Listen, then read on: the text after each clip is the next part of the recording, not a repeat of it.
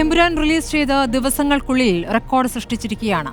രാജ്യത്തെ ചരിത്രത്തിലെ തന്നെ ഏറ്റവും വലിയ വംശീയ കലാപത്തിന്റെ ഓർമ്മകൾ, അതിന്റെ കാരണക്കാർ ആരെന്ന് ബോധ്യപ്പെടുത്തിയത് ഈ കാലത്തെ ധീരമായ ഇടപെടൽ തന്നെയായിരുന്നു.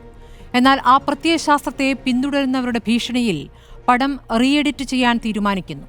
ചിലർക്ക് ബുദ്ധിമുട്ടുണ്ടാക്കിയതിൽ മോഹൻലാൽ ക്ഷമ ചോദിക്കുന്നു. അത് പൃഥ്വിരാജ് ഷെയർ ചെയ്യുന്നു. മോഹൻലാൽ ആരോടാണ് മാപ്പ് പറയുന്നത്?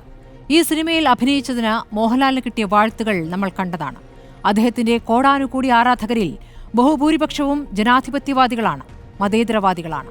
എന്നുകൊണ്ടാവും അദ്ദേഹം അവരെ കൈവിട്ടത്. ഒരു കലാകാരൻ എന്ന നിലയ്ക്ക് ഒരു മതത്തോടും വിദ്വേഷം പുലർത്തുന്നില്ല എന്ന് ലാൽ തന്റെ പോസ്റ്റിൽ പറയുന്നുണ്ട്. എമ്പുരാൻ ഏത് മതത്തോടാണ് വിദ്വേഷം പുലർത്തിയത്?